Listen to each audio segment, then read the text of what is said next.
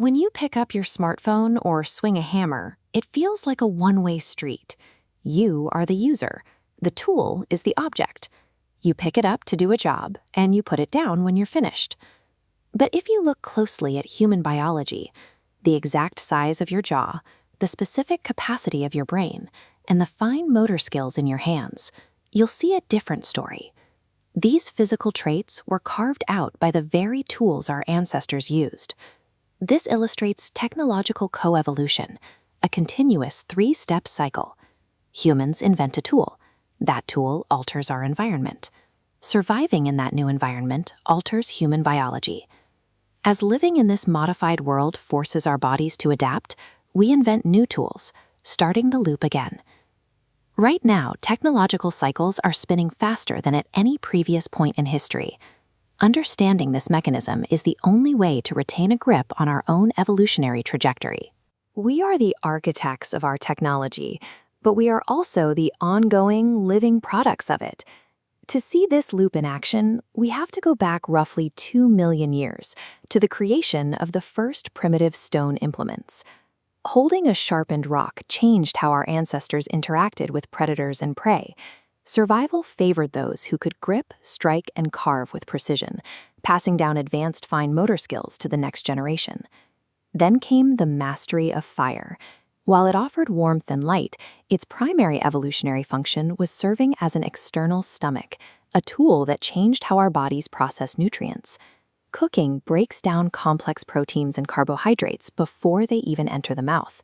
It makes available massive amounts of dense calories from raw meat and fibrous plants that human digestion previously couldn't access. This sudden caloric surplus provided the raw energy required for the explosive physical growth and structural expansion of the human brain over subsequent generations. The caloric density provided by fire fueled the biological construction of the modern mind, successfully completing the first major co-evolutionary loop. With newly expanded cognitive capacity, humans invented an even more complex system to secure food: agriculture. Stopping the nomadic hunt to settle in farming communities triggered immediate biological changes. Over generations, the shift to a sedentary lifestyle altered human skeletal structures, reorganized our digestive systems, and forced new adaptations in our immune responses to deal with close-quarter living. The loop continued spinning. Eventually, agricultural societies developed written language, a tool that would later scale with the invention of the printing press.